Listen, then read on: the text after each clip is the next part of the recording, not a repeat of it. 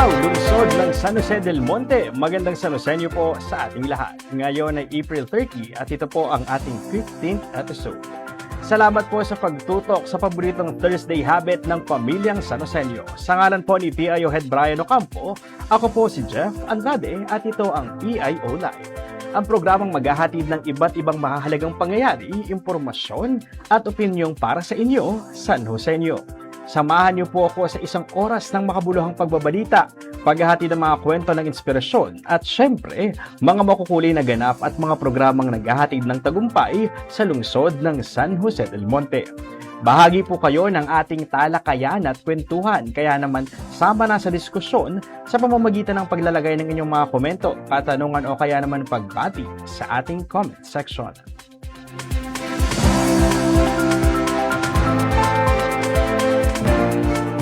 Unahin na natin ang Express Balita at Impormasyon, mga pangunahing kaganapan sa lungsod na dapat alam mo, San Joseño.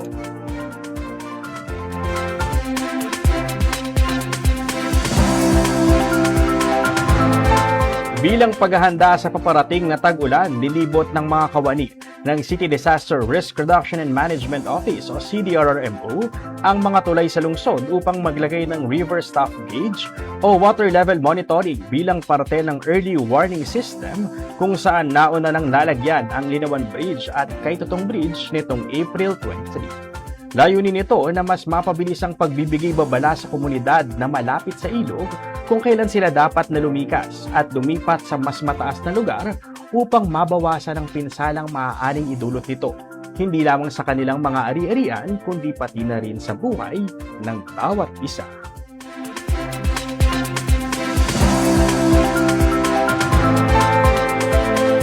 Nagpapatuloy ang Project Ladder, a week-long sport clinic for young and promising athletes ng City Youth and Sports Development Office o CYSDO para naman sa basketball na isinagawa nitong April 28 sa City Sports Complex, Barangay Minuyan Proper. Ipinamalas ng mga kalahok ang kanilang sigla at dedikasyon sa bawat pagsasanay sa gabay ng mga coach na patuloy na humuhubog sa kanilang kakayahan sa laro. Layunin ng programa na mapalakas ang pundasyon ng mga kabataan sa basketball, maitanim ang disiplina at pagtutulungan at mahubog sila bilang responsableng atleta at aktibong miyembro ng komunidad.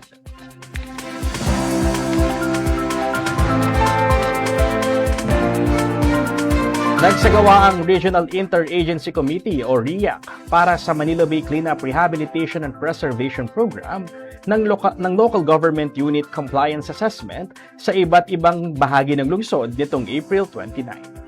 Sa pangunguna ng Department of the Interior and Local Government o DILG at mga katuwang ng miyembro ng RIAC, sinuri ang mga on-site validation areas kabilang ang Muzon Public Market, mga resettlement sites ng Pleasant View Residences at Rising City Village, cleared informal settlers area ng Barangay Dulong Bayan, Central Materials Recovery Facilities or MRF, at mga barangay MRFs ng Barangay Kaypian, Dulong Bayan at Francisco Homes, Giho.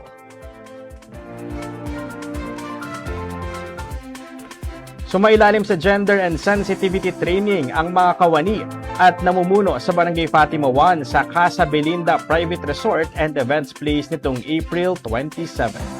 Kasama sa mga pagsasanay na ibinigay ng City Population Office sa mga kawani ng nasabing barangay ang Gender and Development Planning and Budgeting, Creating Gender-Responsive Workplaces, Magna Carta for Women at Safe Spaces Act upang mabigyang pansin ng mga pulisiya at kultura sa tanggapan ng barangay.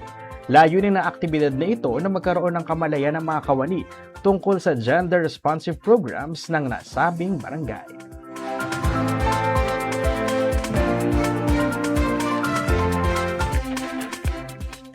Pinangunahan ni Congressman Arthur B. Robes ang pagpupulong sa kanyang tanggapan kasama ang mga solo parent leaders mula sa una at ikalawang distrito ng lungsod nitong April 27. Kabilang sa tinalakay ang mga posibleng pagkakataon para sa mga solo parents na magkaroon ng trabaho, scholarship at mga benepisyo tulad ng Solo Parent Identification Card at iba pa. Layunin na nasabing pagpupulong na palawakin ng oportunidad at maalalayan ng mga solo parents sa lungsod sa kanilang araw-araw na pamumuhay.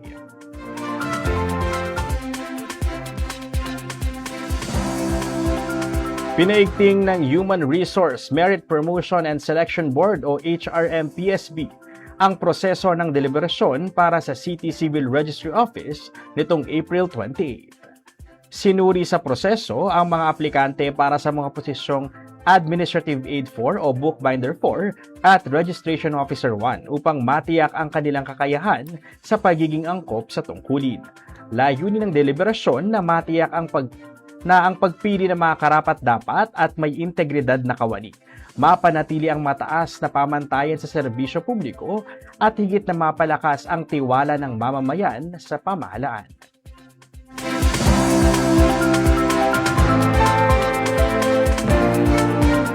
Naghatid ng nakabubusog na food treats ang Pistang Bayan Executive Committee 2026 ng St. Joseph the Worker Parish para sa mga persons deprived of liberty o PDLs sa City of San Jose del Monte Bureau of Jail Management and Penology o BJMP Male Dormitory nitong April 27. Kasunod nito, naghatid din ng free legal consultation ng Office of the City Legal Service sa pakikipagtulungan sa Integrated Bar of the Philippines, Bulacan Chapter at iba pang mga abogado sa pamamagitan ng online video conference para sa ilang mga PDL at face-to-face naman para sa ibang mga Sanosenyo na dumulog din sa programa na ginanap naman sa City Covered Court.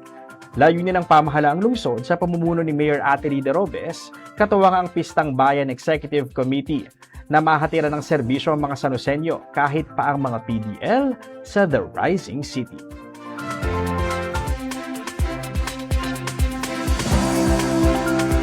Sa pakikipagtulungan ng Barangay Care Caravan o BCC sa mga tanggapan ng pamahalaang lungsod, nakapaghatid ng libreng serbisyo sa 500 Sanosenyo sa Capitol Phase 1, Towerville, Barangay Santo Cristo nitong April 30. Nahatira ng iba't ibang serbisyo ang 500 residente sa lugar kabilang ang mga serbisyong handog ng Community Affairs Office at City Civil Registry Office para sa rehistro ng mga birth, death at marriage certificates. Nagkaloob din ng konsultasyon tungkol sa business permits and Business Permit and Licensing Office. Libreng notaryo at konsultasyong legal naman ang ibinigay ng Office of the City Legal Service. Samantala, naghatid naman ng City Social Welfare and Development Office ng proseso sa pagpapa-ID ng mga senior citizens, PWD at solo parent habang alok naman ng PhilHealth, ang PhilHealth Yakap Profiling sa mga Sanosenyong miyembro nito. Nagbigay din ng libreng check-up ang City Health Office para sa kalusugan ng mga residente sa nasabing barangay. Patuloy na mag-iikot ang BCC para makapaghatid ng serbisyong may malasakit sa iba't ibang barangay sa lungsod.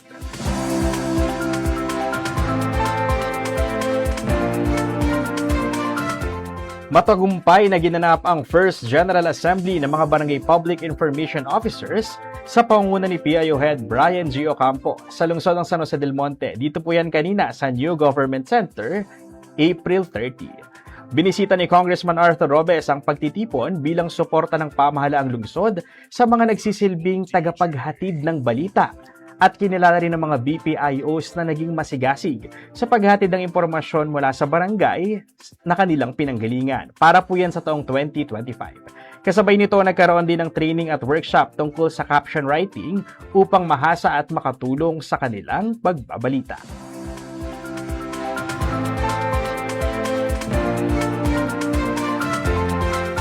Kalinga at talino para sa mga batang Sanosenyo. Pinasinayaan na ang Child Development Center sa Graceville 2 at ang official public service ng Barangay Graceville ngayong Huwebes, April 30. Pinangunahan ni Reverend Father Bernard Nabong ng Our Lady of Lourdes Grotto Shrine ang pagbabasbasa na sabing proyekto. Opisyal na binuksan naman ito sa publiko ni Congressman Arthur B. Robes kasama si Social Welfare Officer 2 Margarita Bernales at mga kawani sa pangunguna ng punong barangay Len Garcia. Ang Child Development Center na ito ay magsisilbing tuntungan ng pagsisimula ng pagbibigay kalinga at karunungan sa mga batang Sanosenyo sa nasabing barangay.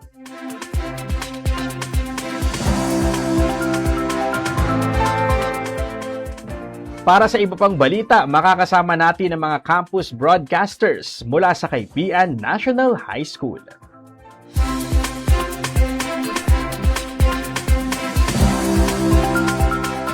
Good day, Philippines! Good day, rising city of San Jose del Monte. I'm Shane Tenorio, your campus broadcaster from KPN National High School. This is PIO Live, bringing you the hottest news and information for San Joseños.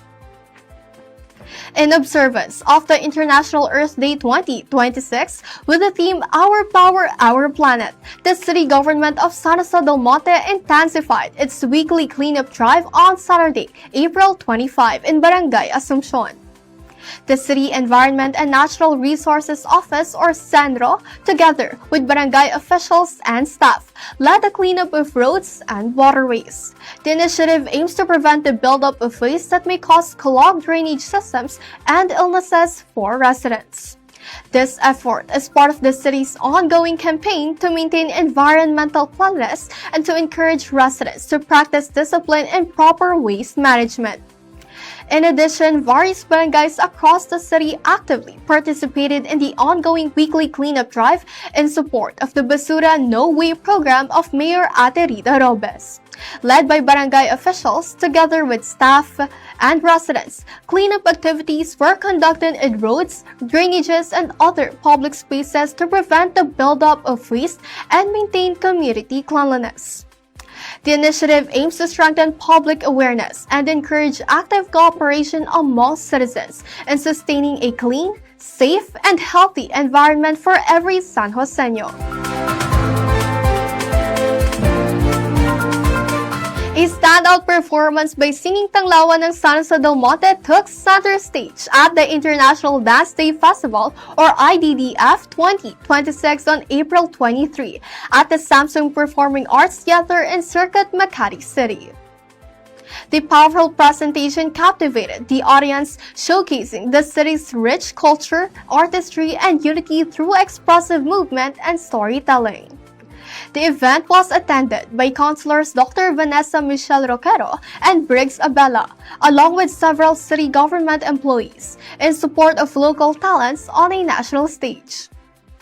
Other notable performances included Sayaw Tanglawan, symbolizing hope and resilience, and Mali, Habulan at Agawan sa Kabilugan ng Buwan, which revived traditional Dumagat games and highlighted the importance of preserving indigenous heritage.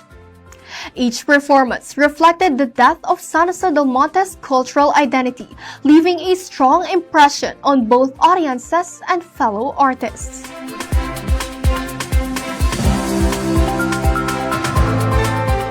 A bountiful morning awaits San Joseños as the Kadiwa ng Pangulo opens this Saturday, April 25. The program offered affordable goods such as rice at 20 pesos per kilo along with fresh vegetables, fruits, meat, and fish. Basic necessities including canned goods and eggs were also available for residents. This initiative is a result of the continuous coordination of the local government led by City Mayor Ate Rita Robes, in partnership with the City Agriculture Office and in support of national government programs. The Kadiwa ng Pangulo aims to provide accessible and affordable food options while supporting local producers and ensuring food security in the community.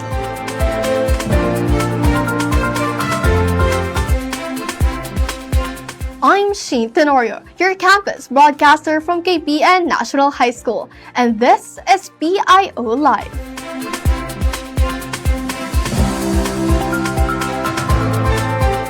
Lingkod Ako ng May Kapansanan ng Pilipinas Incorporated officially marked its 12th anniversary last Saturday, April 25th. The celebration was more than just a milestone. It was a tribute to the successful programs and projects launched over the past year. Since its inception, the organization has remained steadfast in its mission to provide joy, hope, and strength to Filipinos living with disabilities. The city government, under the leadership of Mayor Ate Rita Robes, reaffirmed its full support for the group, emphasizing a commitment to service with a heart. The city mayor highlighted that the goal remains clear: to ensure every San Joseño in the PWD sector can live independently and on their own terms within an inclusive and caring environment.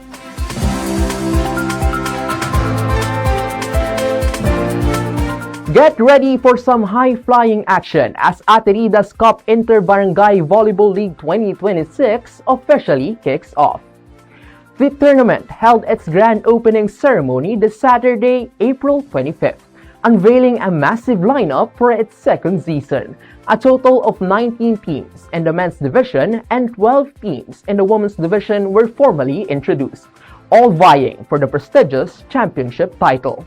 The league is a flagship initiative under the leadership of Mayor Florida Aterida Robes in close coordination with the Sangguniang Kabataan Federation led by President Engineer Simon Kiel Ipio. Providing technical and logistic support is the City Youth and Sports Development Office or CYSDO, headed by Luis Gutierrez. Organizers are calling on all San Joseños to rally behind their local players.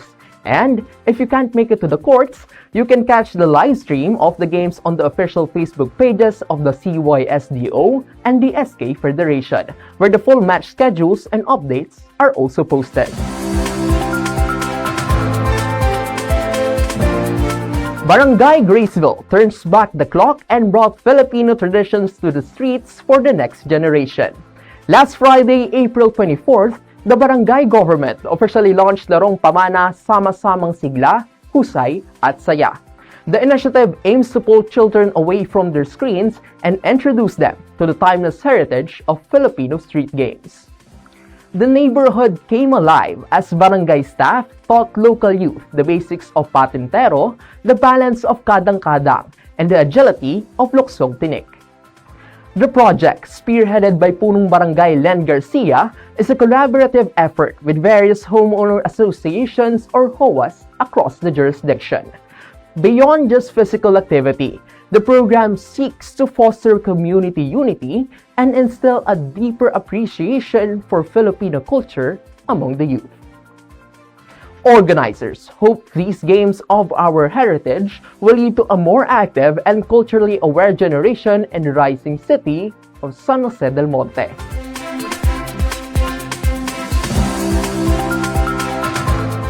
I am Pete Curioso, your campus broadcaster from Kaipian National High School, and this is PIO Live.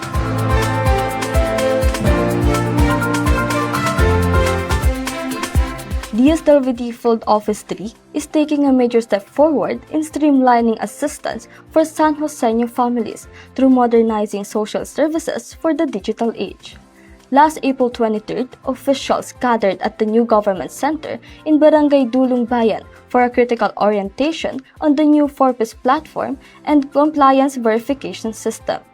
The presentation was held for the staff of the City Social Welfare and Development Office or CSWDO.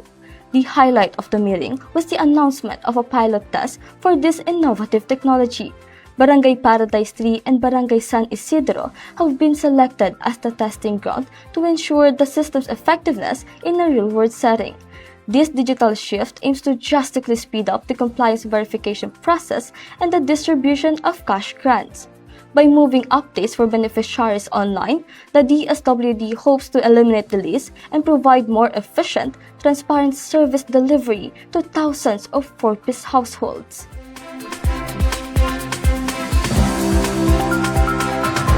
CS Tradium Public School Teachers and Employees Multipurpose Cooperative successfully held its first annual General Assembly meeting for 2026 on Saturday, April 25th.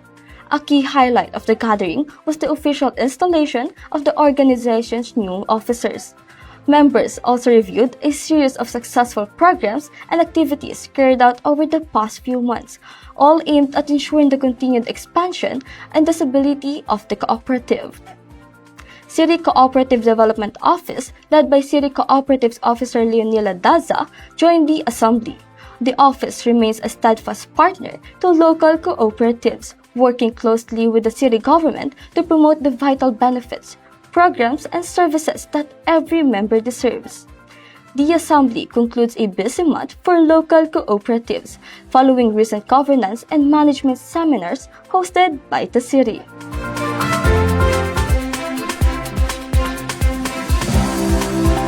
Mayor Mayor Ate Rita Robes officially brought the Alagang Kay Ganda or AKG program to Barangay Lawang Pari last Friday, April 24th. The kickoff event provided a summer confidence boost to 80 local residents who were treated to a full day of pampering, all free of charge. Professional stylists and therapists were on hand to provide free haircuts, hair treatments, coloring, and relaxing body massages. The AKG initiative aims to give a busy San Joseños a much-needed break while helping them embrace a fresh new look for the hot summer season. Alagang Kay Ganda Beautification Caravan will continue to roll out across various barangays in the coming days.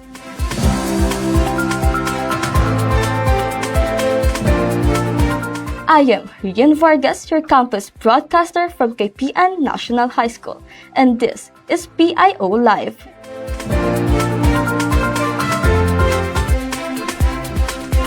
Muli po sila po ang ating mga campus broadcasters mula sa KPN National High School. Tara't silipin naman po natin ang mga aktibidad at programang nagpapalakas sa ating komunidad. Ano po kaya ang latest sa mga barangay? Alamin natin yan sa Ganap sa Barangay.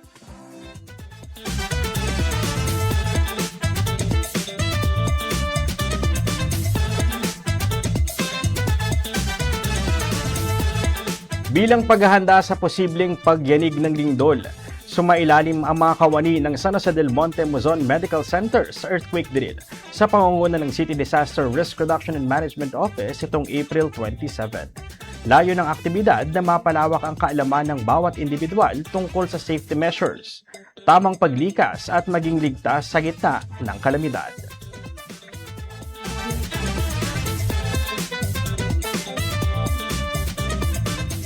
Dumako naman po tayo sa BGC o Barangay Gumaok Central. Inilunsad ang Operation Libreng Tuli sa mga kabataang lalaki ng Barangay Gumaok Central na pinangunahan ng mga barangay health workers nitong April 27. Hangad ng naturang programa na buksan ang kaisipan ng bawat kabataan tungkol sa kahalagahan ng pangangalaga ng kalusugan at pagpapanatili ng maayos na kalinisan bilang paghahanda sa kanilang pagbibinata.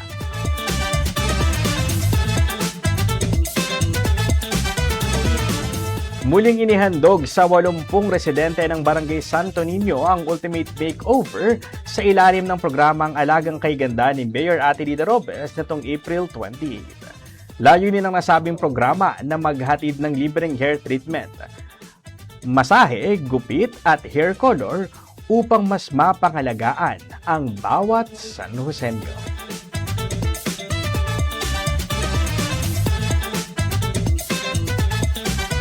Sabay-sabay na umindak at nakiisa ang mga kabataan ng Bagong Buhay Trip sa ikalawang araw ng dance workshop kung saan itinuro ang iba't ibang klase ng sayaw nitong April 27. Kabilang din sa aktibidad ang paghasa sa kanilang galaw, ritmo at coordination upang mahikayat ang mga kabataan na ipakita ang kanilang kakayahan at mas mapalakas ang samahan ng dance community.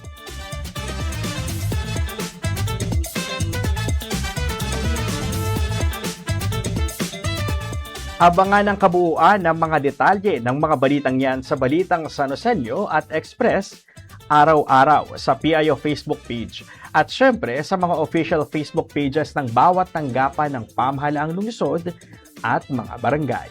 Maraming salamat din po sa mga katuwang natin sa paghahatid ng mga latest update mula sa ating mga DGIOs at BPIOs o mga Digital Governance at Barangay Public Information Officers at syempre sa ating mga TV broadcasters mula sa KPN National High School. Susunod, alamin ang kwentong press con ng mga campus broadcasters mula pa rin sa KPN National High School na nagwagi bilang 5th Best TV Broadcasting and Scriptwriting Production English category sa Regional Schools Press Conference o RSPC 2026. Abangan yan sa pagbabalik ng PIO Live. Maraming salamat po sa ating mahal na kalihim, Secretary Kiko, at sa ating Pangulong Bongbong Marcos ay hindi niya kinakalimutan ang lungsod ng San Jose del Monte. Masaya din po ako na dahil kahit po tayo nasa urban section already, ay hindi natin napapabayaan pagdating sa food security.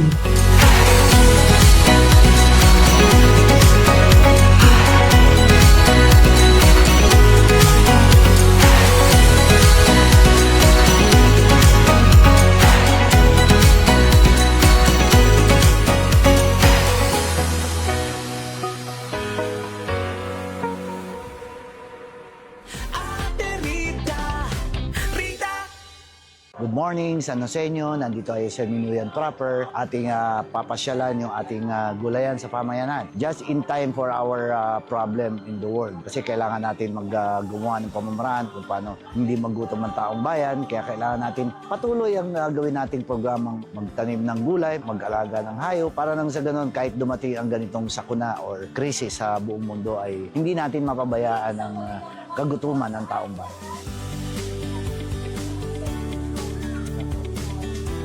Natapos na po tayo sa programa doon sa ating gulay sa pamayanan, kung saan lahat ng mga kasama natin ay nagtatanim, umpisang pagtatanim at patuloy na pag-aalaga para talagang mas marami tayong maani, maraming gamitin ang ating mga kababayan. At maturuan, importante dito maturuan natin lahat ng ating mga kababayan at alamin kung paano magtanim at umani at kumain ng gulay.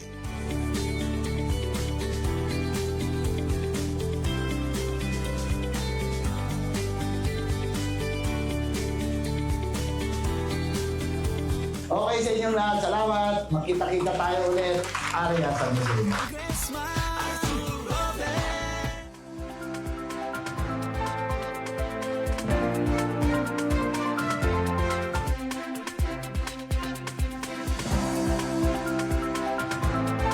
Ito pa rin po ang PIO Live. May tanong, reaksyon o mensahe po ba kayo? Sali na sa usapan. I-comment na yan dahil gusto naming marinig ang bawat boses ng San Joseño, kaya makilahok at maging bahagi ng talakayan dito sa PIO Live.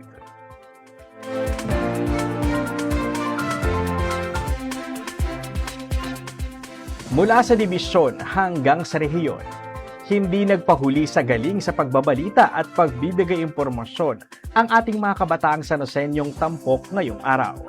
Ang ating panayam sa mga proud San Joseño High School broadcasters na kumatawan sa lungsod sa Regional Schools Press Conference o RSPC 2026 at nagbigay karangalan sa lungsod. Panoorin po natin dito.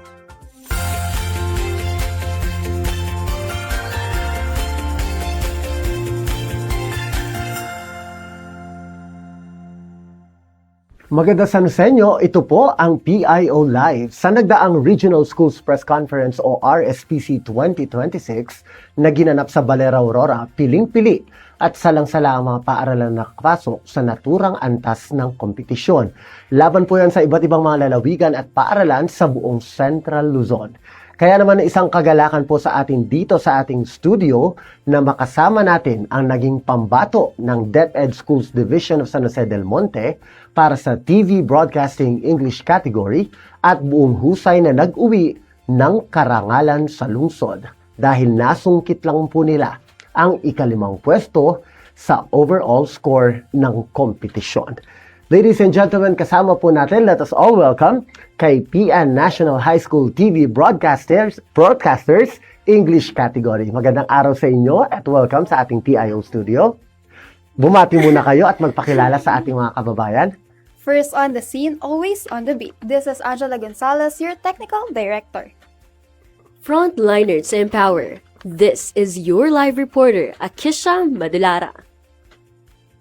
Truthful, fearless, and empowering. This is your anchor, Shane Tenorio. First on the scene, always on the beat. This is your infomercialist, Rian Vargas.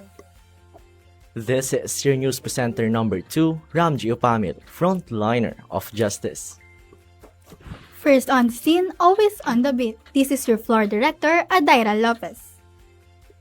This is your news presenter number 3, Pete Curioso, stirring fearless curiosity, one story at a time. Unang-una sa lahat, thank you very much sa pagpapaunlak dito sa interview nito. At congratulations sa nakamit ninyong tagumpay para sa lungsod ng San Jose del Monte and of course, para sa inyong pinakamamahal na eskwelahan. Unang-una, Ate Angela, total ikaw din ang pinaka-tinuturing nilang leader dito. Kumusta kayo lahat? Ano po kami, very happy and satisfied po kami sa naging outcome po ng broadcaster po namin or pag-produce po ng TV prod po namin. And very po kami, sobrang saya po kasi medyo hindi nga po namin expected yung 5th place po kasi meron din po kami mga challenges and na na-encounter during the prod po. So very kabado po kami sa maging result. Pero na-maintain naman po namin yung saya kasi po parang nagsama-sama and sama-sama po kaming hinarap yung problem na yun. Take us back to that moment. Bago muna kayo nabuo, ano mga yung pinagdaanan ninyo? Lahat pa kayo ay dumaan sa isang audition? So sa school po kasi namin sa Kaipian National High School, meron po kami tinatawag na special program in journalism or also known as SPJ po. And dito po, isa po siyang specialization where nag-aaral po kami how to radio script writing, TV script writing and broadcasting po. And I'm very grateful po sa teacher namin, si Sir Allen po, na siya po yung talagang unang nakita po ng potentials namin and nagsali sa amin sa gantong kinds of competition po. Nag-uumpisa talaga ang lahat para sa pag-discovery muna ng mga talents at naging consistent ba ang team ninyo from the beginning na kayo-kayo ang magkakasama? Well, yes po. Meron lang pong kakonting umaalis pero meron din po nadadagdag and nagiging solid din po talaga yung team po namin sa TV Broad. Oh, let's take us back to that moment. Ano yung mga preparations na ginawa nyo? Ikaw, Miss Anchor, Shane. Sa preparation po na ginagawa namin, before DSPC, nagtitraining po kami always. And syempre po, preparation din po, physically, we have to look very professional and yung itsura po natin, lagi nakaayos. Syempre po yung sa bosses, sa amin po, kahit sa bahay, titingnan po namin sa salamin kung okay na po ba. Syempre, ingatan din po yung bosses. And face card din. Yes. No, hindi nakakalimutan talaga sa broadcasting. Face card, talent, and of course, yung content. Hindi dapat nakakalimutan. But personally, ano ba yung preparations mo?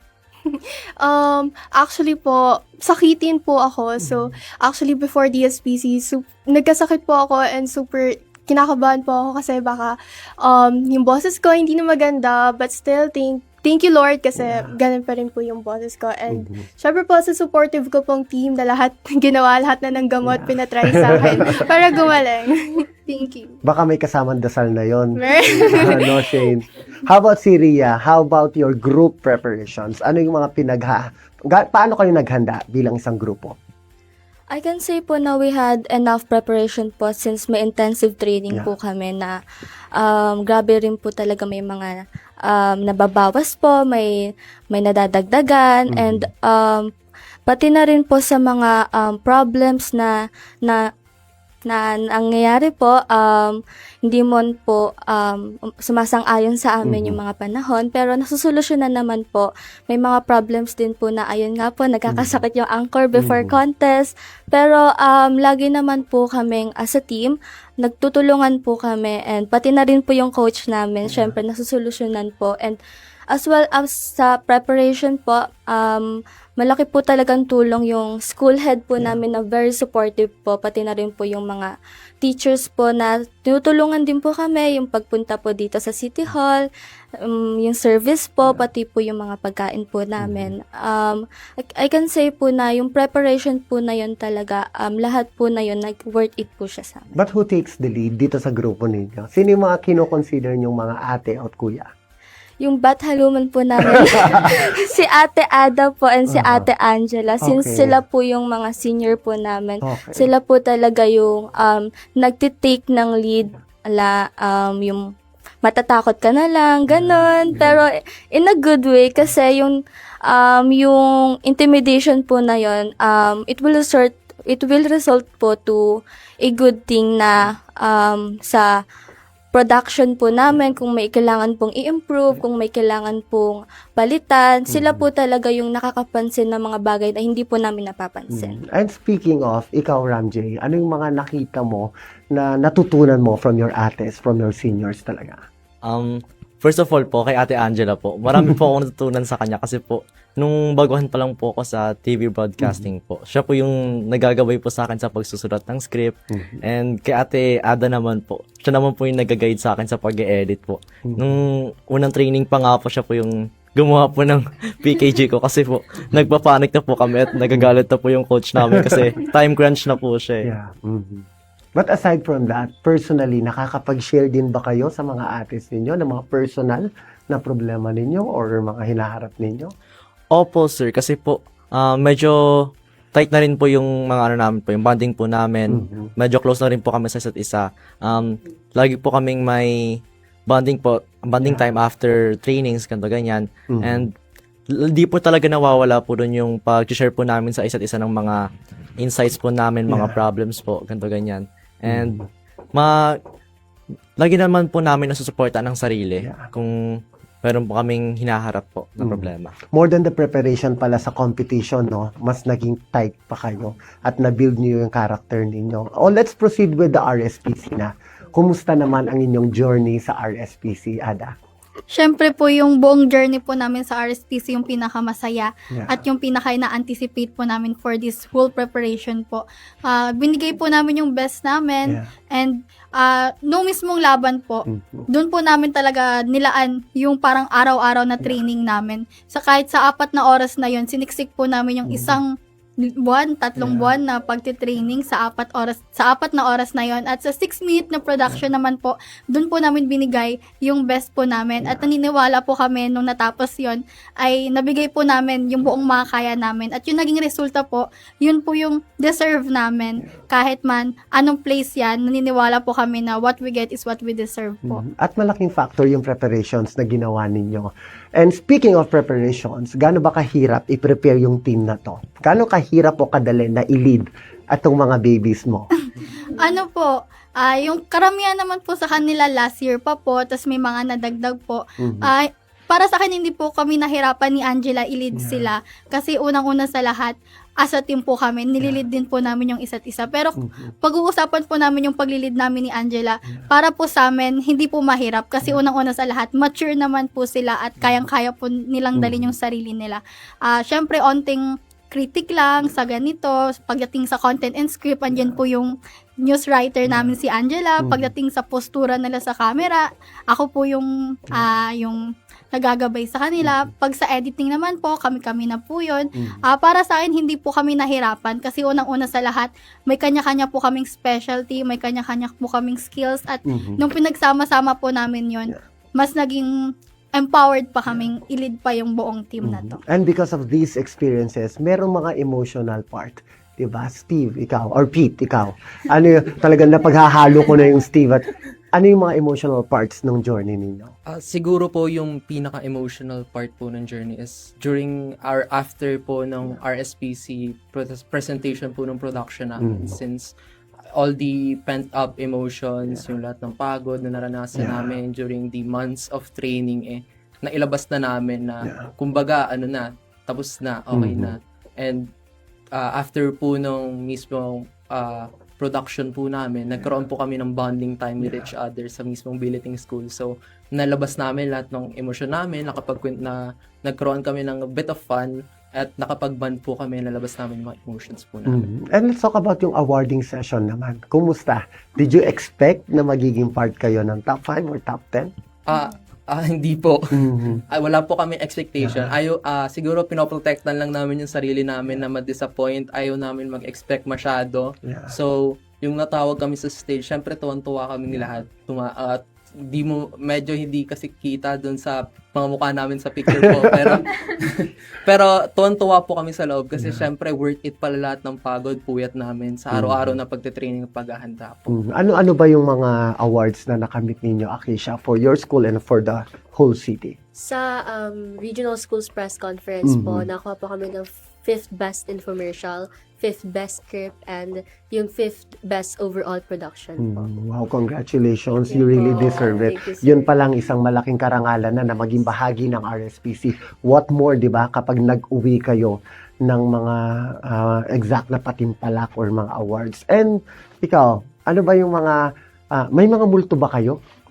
Kasi di ba, isa sa mga tinraining natin ay sana you do your best, wala kayong multo na maiiwan doon. Actually, meron po, pero very slight lang po siya kasi nagkaroon po ng problem in terms sa audio po. Pero nagawan po kasi siya agad ng prank kasi medyo sanay na po ako sa mga technical errors po kasi imagine po, simula nag-start po ako, nagkakaroon talaga siya ng technical errors.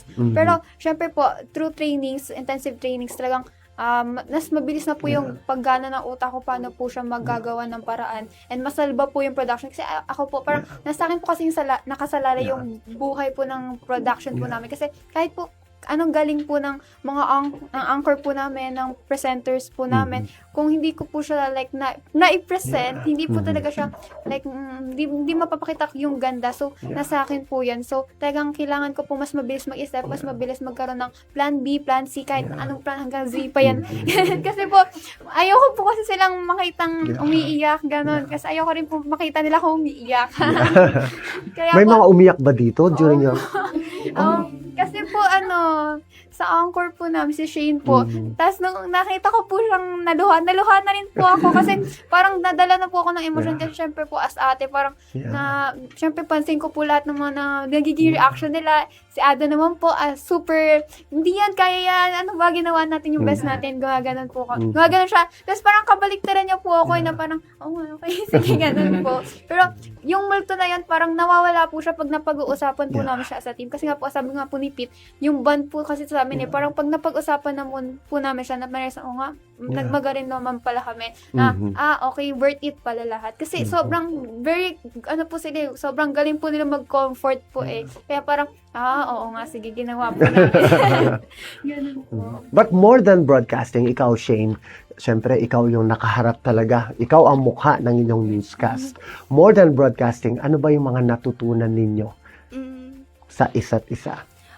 Syempre po, sa kanila po, para po akong nagkaroon ng mas maraming kapatid po kasi ako po yung pinakabata sa team and parang kapag kasama ko po sila, parang lagi po kaliwat kanan yung mga natututunan ko kasi syempre po mas maraming silang experience sa akin and kapag nagkakamali po ako minsan or di kaya may problem po ako, super dali ko lang po silang malapitan kasi ganoon na nga po talaga yung bond namin sa isa't isa. Kaya na-test talaga yung character nyo dito, no? At na-test kung paano nyo harapin ang lahat ng mga circumstances and even the challenges na talagang hinarap ninyo.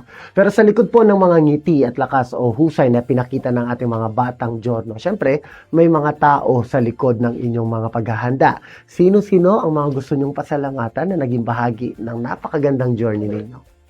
First po thank you po sa coach po namin na super supportive. Nakakatakot man po, pero sa totoo po, natatakot po ako. Pero yung takot po na yung kasi in a good thing pa rin po. Kasi alam ko po na yung intimidation po na nafe-feel ko, ano po yun, for discipline po as a team and sa akin na rin po. Kasi alam po ng coach ko kung ano po yung dapat ko pong itama and yung rin po, yung buong KPN National High School po kasi they've been nothing but very supportive po.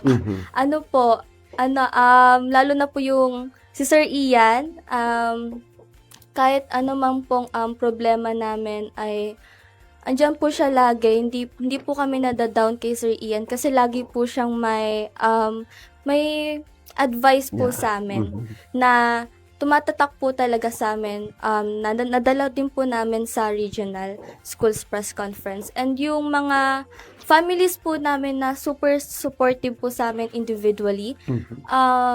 Alam ko naman po na yung mga parents po nila, mga siblings, ay andyan po lagi tagahatid, tagasundo, tagatawag kapag ginagabi na po kami sa training kasi po may worries pa rin naman po and yung po namin yung lunch na pinaprovide po nila kada magte-training po kami and of course yung team ko po talaga as buo kasi sila po yung mas na po ako sa kanila, mas natuto po ako kasi pumasok po ako sa TV broadcasting na hindi ko po talaga master yung infomercial. And syempre, andyan po si Ate Ada na ma-master niya po. Pero, na-master niya po yung infomercial and tinuruan niya po ako to the point na kaya ko na po mag-isa. Especially po, Sige. And especially po sa inyo po kasi parang kayo po yung nagbigay ng mas magandang opportunity po sa amin na ma-experience po tong studio na to and kami po yung personally nyo pong tinrain every Monday and At yung napapagalitan, no? Opo. Pero yung paggalit po na parang mas parang mas nagtatatak po sa amin na galingan pa po namin. Kasi parang kailangan po namin kayo ma-impress every Monday. So, talagang yung Tuesday to Friday po namin, doon po kami nagpaplano, sige, ganito gawin natin, baguhin natin to, kung ano sinabi ni Sir Brian, ganito yun. So, parang, yun po yung ini-aim namin every Monday na parang kailangan may makita siyang bago. Dapat hindi niya na mapansin yung mga mali po namin ng mga nakaraang training. So, yun po, super thankful po kami kasi hanggang, Baler Aurora, nandun po kayo. Sobrang thankful. Nanggagulat na lang po kami. Wow, nandito ba sila?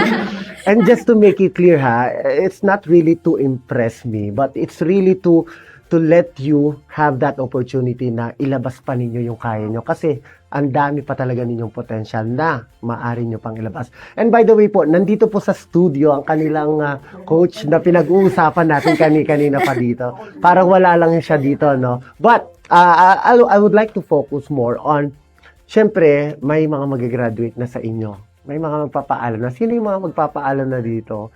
So, syempre, it's nakakasad din na somehow this will be the end of your journey. But I think you are very proud, Ada, na na-impart mo lahat ng mga pwede mong ituro sa mga kapatid mo dito. Opo naman, syempre, malungkot nga lang po na gagraduate na kami. Kasi po, kami po ni Angela yung parang sumunod sa pool na nanalo yung school namin sa TV Broad. Andun po kami. Oh, so pioneer pala kayo. Opo. Okay. Nung mga grade 10 pa po kami nun. Tapos, nag-senior high din po kami sa Kaipian. For the one purpose nga po, itong TV Broad, ipagpatuloy siya. So, naiiwan na po namin siya. No choice na kami. Wala nang college doon. No choice na. Sinulit na po talaga namin tong last year namin. Kaya nga sabi ko, ayoko na ng multo. Binibigay ko na lahat ng kaya kong ibigay. Lahat ng knowledge, kay Rian, binibigay ko na rin po kung ano man yung ginagampanan ko sa TV Broad. So may mga na pala kayo, transfer of duties na ginawa. Bigay-bigay na, paso-paso na kasi bye-bye na kami. Napakaganda ng ganitong opportunity, no, sir? Talagang at least ipinagpapatuloy ninyo yung karangalan na talagang nakamit ninyo from the very beginning. At syempre, I'm sure you are all inspired na ipagpatuloy kung ano yung naumpisa ng dalawang ate nyo. Tama ba, Pete? Opo, since sila po yung gumawa ng legacy na yung first year po na sumali sila po yung kauna-unahang nag-RSPC na broadcasting team ng Kaipian. So, it's a heavy legacy to bear na syempre gusto naming ma-maintain yung status na ginawa nila. Ayaw namin sirain yung legacy nila. At syempre, it's a tribute para dito sa dalawang ate natin. Pero I'd like to ask, of course, I'm very excited na malay nyo, makita kayong dalawa ng mga prospect schools ninyo at maipagpapatuloy pa ninyo yung mga nasimulan nyo dito. But let's talk about kung ano ang mga pwede nyong ma-share na inspiration sa mga future campus journalists natin. Sa mga nagnanais maging bahagi ng TV broadcasting, ano ba yung dapat nilang isaalang-alang? Okay po. Sa mga taong gusto pong pasukin yung larangan ng TV broadcasting in campus journalism po, isa lang po gusto ko pong maipayo sa inyo na ang pagde-deliver po sa TV broad ay hindi lang about sa para makita kayo sa TV or para may flex nyo yung pagmumukha nyo. It is all about po na ma-deliver nyo ng tama yung balita na ibabalita nyo po. Kasi po, sa contest po namin, maraming nagsasabi na hindi kami deserving. Kasi nga po, sinasabi nila na munting paaralan lang kami na parang kakaiba na bigla kami nag-boom one time. Pero para po sa akin, kasi marami pong aspect yung TV Broad hindi lang po siya sa pagmumukha mo, hindi lang siya sa pagsasalita mo. Doon din po sa kung paano mo po binabalita yung balita.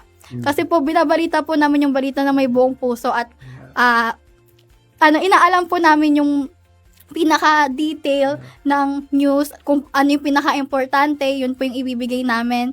At disiplina na rin po sa sarili po. Kasi kung gusto mo po mag-TV Broad, hindi po para, kung hindi ka marunong mag-take ng critic at pressure, hindi po siya para sa'yo.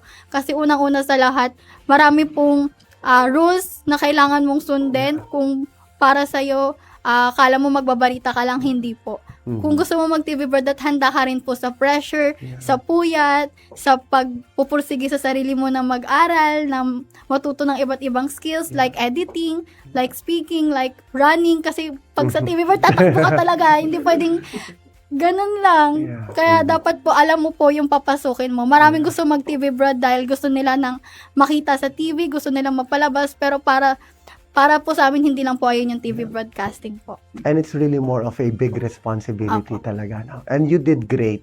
Napakadami po mga words of wisdom na shinare ni Ate Ada. And with that, syempre gusto kong marinig, ano ba ang mensahe nyo? Ikaw, Ramjay. Mensahe nyo, especially sa isa't isa, lalo na dito sa mga ate nyo na nakasama nyo for this year. Sa mga ate ko po. Let's make it personal ha, paiyakin natin sila. Sa mga ate ko po, since first year pa lang naman po ako sa TV Broad, di ko po inaasahan na lalaki po ng ganito, magbubunga po ng sobra yung bond po namin. And nag-grow na po ako na sobrang close po sa kanila. Pero po, sana gusto ko nga po na di na po sila umalis eh. Kung pwede lang, no? Sana po, good luck sa inyo sa college. Sana malayo yung marating nyo. Malayo pa pero malayo na. Tama ba? Tama ba? Ayan. Thank you sa inyo kasi ginabayan nyo ako simulat sa pool. Kayo ang nagpag-grow sa akin. Kayo ang nagpag-grow Kayo ang nagpag-grow sa akin bilang isang news presenter, bilang isang writer din na editor. At ngayong aalis kayo, sobrang laki ng shoes na kailangan naming i-fill. Pero babay naman na kasi di naman na ako mag-TV Broad next year. And how about Shane, ikaw? Mensahin mo na lang sa mga ate mo. Yun po. Nung first ko pong pumasok sa team last year, ako pa rin po yung pinakabata. So like, super nahihiya po ako sa kanila kasi new faces, tapos grade 7 pa lang po ako noon. High school, tapos yung first time ko po ma-experience lahat. So, ang ano ko lang po is super thankful po ako kasi yung mga kasama ko po, like, especially si Ate Angela at Ate Ada, never po nila pina-feel sa akin na, hindi po ako belong sa kanila. Talagang kapag may trip po sila, Shane, sama ka, ganun, kahit bago pa lang po ako. Tapos like, kahit sa 1 week pa lang po ng pagtitraining namin, super ganito na po kami kasi nga po, hindi po nila ako pinapabayaan mag-isa. And one final, syempre hindi naman pwede, Miss Angela, di ba, na wala kang mensahe sa kanila. Last words, as team leaders, as ate, dito sa mga iiwanan ninyo? Very super proud po ako sa kanila kasi from the very beginning po, nakita ko po yung improvement nila hanggang ngayon.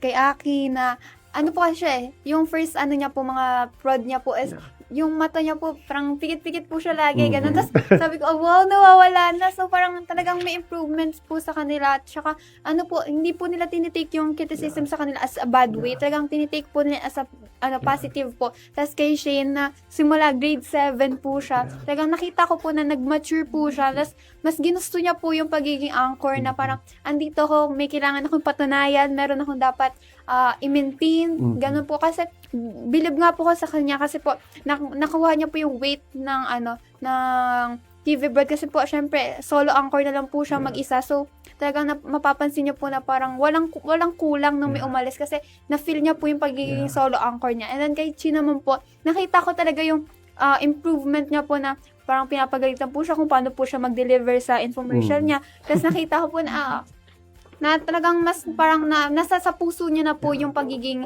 infomercialist. Tapos po kay Ramjay po, kahit ang kulit-kulit, kahit minsan pag medyo pinagsasabihan mo, tatawanan ka lang, pero minsan hindi niyo po maseryoso, pero pag pursige naman po siya, talagang pag contest talaga po siya. Yun yung parang contest spirit niya na parang minsan ang hirap na nga po niya biruin pag contest na, pero pag after nun, bigla-bigla na po siyang tatawa, magme-make face na lang po siya, yung asim niyang mukha.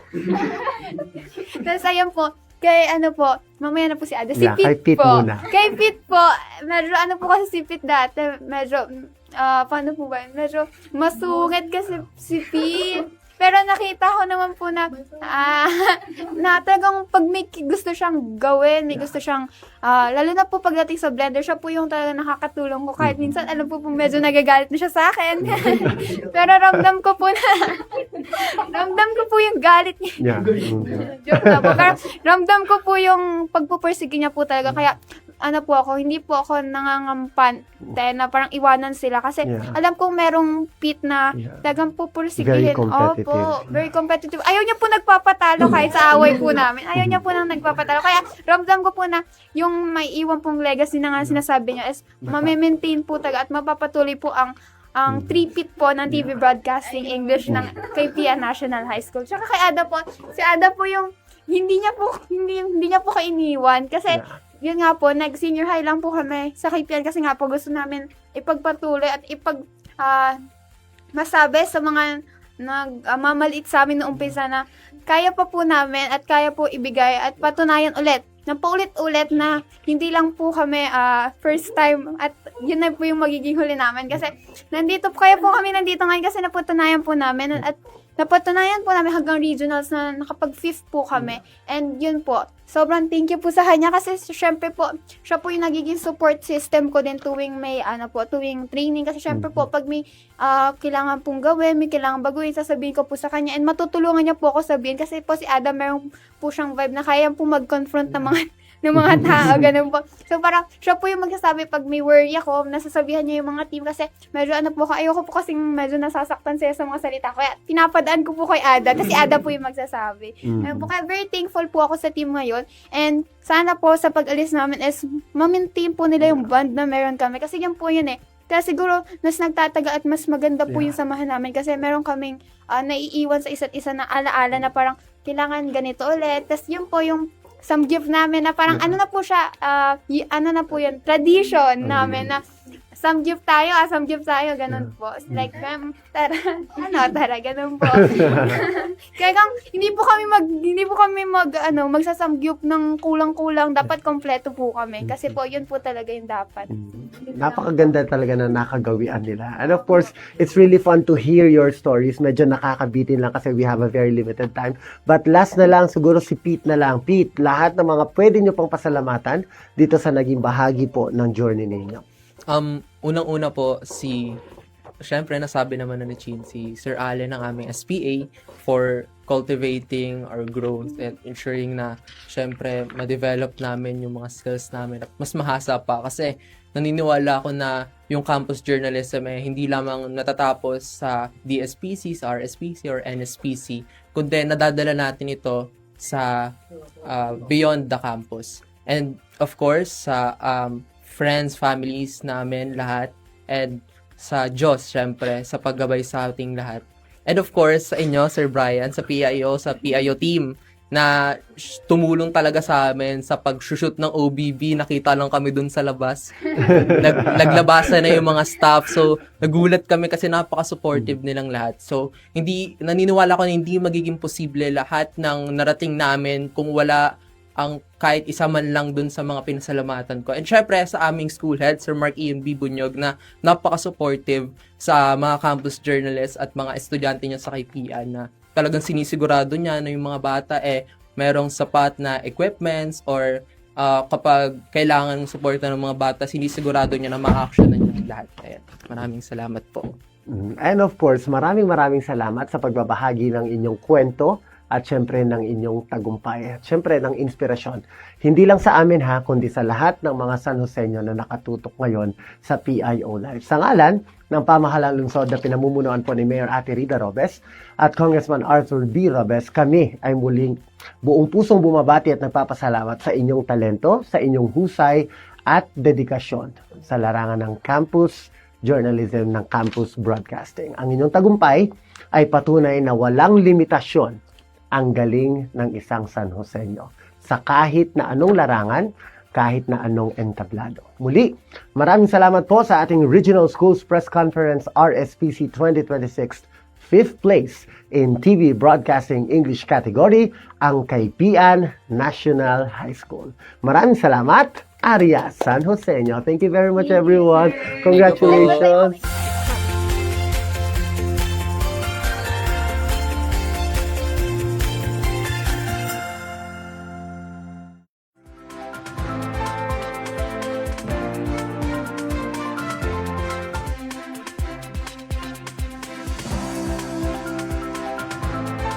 At yan po ang Proud San Joseño. Hatid ang kwentong inspirasyon mula sa ating mga kabataang San Joseño broadcasters sa RSPC 2026 winners mula sa Kaipian National High School. Dako naman po tayo sa mga impormasyon, anunsyo o mga pabatid sa publiko na dapat alam mo, San Joseño. May naghihintay na oportunidad para sa ating senior high school graduates. Ihanda na ang mga requirements at makiisa sa nationwide job fair ng Department of Labor and Employment o DOLE. Huwag palampasin ang pagkakataon na makahanap ng trabaho. Alamin sa ibaba ang petsa ng venue ng job fair malapit sa inyong lugar. Halina't simulan natin ang journey ng inyong career.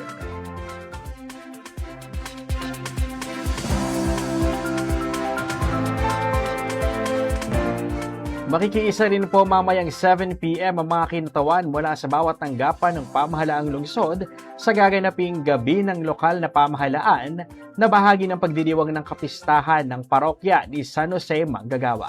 Abangan po ang pagtatanghal sa simbahan ng parokya ni San Jose Manggagawa ng isang pelikula, dula at sayaw na pinamagatang Sinisinta. Isang pagtatanghal na maibabahagi sa mamamayan ang kultura at malikhaing sining ng lungsod ng San Jose del Monte. Kita-kits po, San Joseño.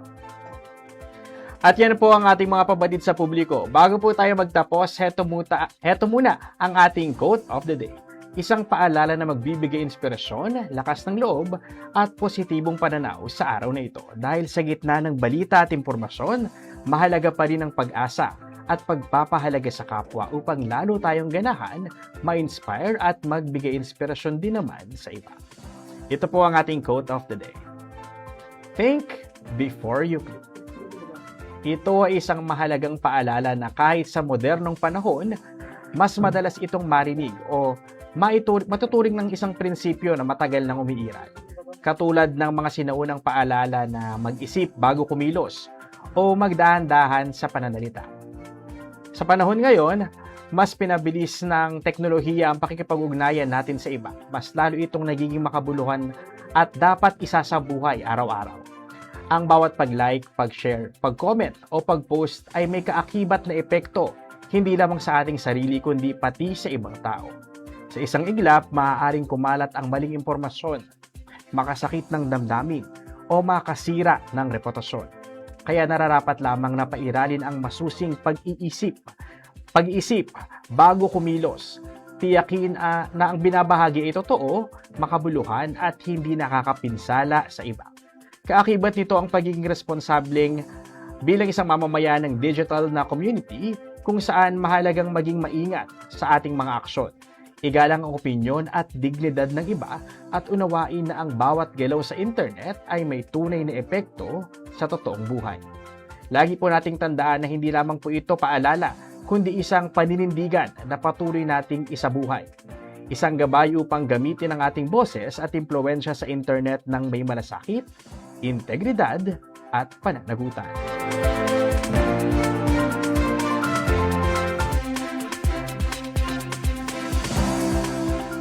Maraming salamat po sa lahat ng nakatutok sa ating programa.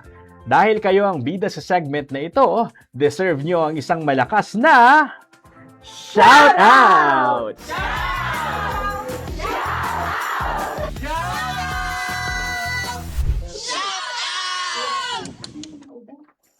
Shout out po sa ating suki na sa pagpapa-shoutout, BPIO from Barangay Kaipian, Sir Jojo Ranyada. Shoutout po kay Pianyos.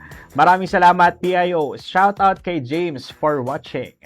From Barangay San Rafael 5 naman po, shoutout daw po sa Barangay San Rafael. From Barangay Gaya-Gaya, City of San Jose del Monte, Bulacan, shoutout sa lahat ng Gayanos. From BPIO naman po natin, from Ciudad Real, Sir Pete Maik. Magandang hapon po sa lahat. Shoutout sa mga bagong halal na opisyales ng BPIO. Congrats po sa inyo at God bless. Congratulations po sa mga bagong halal na officers ng association po ng BPIO. Patuloy po tayo maghatid ng mga napapanahong balita at impormasyon sa ating mga kababayan. From Jazz Encinas, pa-shoutout po, heart. From Reville Serolf Anyaser, Pa-shoutout po sa buong PIO team na sa Kalam. Congrats SJDM Bulacan. At shoutout din po sa baby ko. You do it great every day. Congratulations din po. You deserve it. Keep healthy and safe. Napakaswerte naman ng baby nito. From Brian Bombita, shoutout po kay Jazz Encina, super pretty and delicacy mo be. Shoutout kay Ate Dayan Emery Sarcilia Dig, love lots, heart heart. From Annalyn Rebecca Aisma, shoutout Marilyn Aisma, see you later. From Gabriel Arela, Idol Shane Tenorio, isa po sa mga broadcasters na nagbalita, ang shoutout niya kanina po. From Erlene Cardona, proud advisor here. Advisor po si ma'am siguro ng mga broadcasters natin from KPN. From Emelda Clarito Sibog Hardin, galing ng mga campus journalist. Proud SPA here. From Barangay Francisco, Siacal, City of San Jose del Monte, maraming salamat po sa PIO family. Lalo na po kay Sir Brian Gomez Ocampo. Congrats sa mga new officers. And thank you din po, BPIO family. From Cristiana Isabel de la Cruz, Idol Eri, ILY. From Irish May Babiera, pa-shoutout po. Shoutout po kay Miss Irish. From Chelsea Harabejo, shoutout po kay Miss Raina Ignacio. I heart you po. From Raina, ay parang may reply si Miss Raina. From Raina Ignacio, love you PIO fam. Thank you for your hard work. Thank you so much din po, Miss Raina Ignacio. Isa po sa ating mga magagaling na Socmed. From Joffe, shoutout po kay Raina Ignacio. Nagkapa-shoutout na sila sa isa't isa.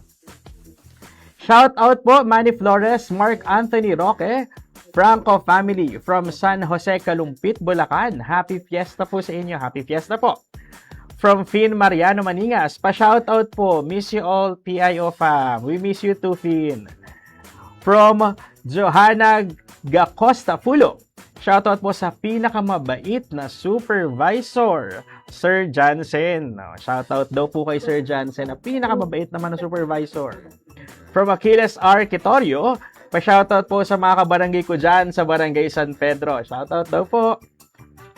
From JD Johan, shoutout po kay Kuya or Gov Perfecto Jaime L. Tagalog at sa lahat ng Bulacan Viri Fortes Eagles Club. Mabuhay kayo. From Carol Ramos, congratulations. Galing. Apo ko yan. Apo niya po ata ang isang mga broadcasters na nagbalita kanina. From Chelsea Harabejo po ulit, shoutout po kay Miss Emery Dig. Much love po. Sobrang dami nating shoutout sa ating Direct Dayan. Shoutout po. Congratulations. And shoutout po syempre sa aking mga lamidabs na magulang, sa Team A at syempre kay A.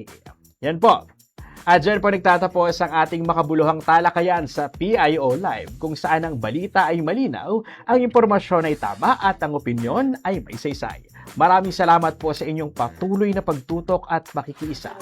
I-like, i-share at huwag kalimutang i-follow ang official Facebook page ng Public Information Office.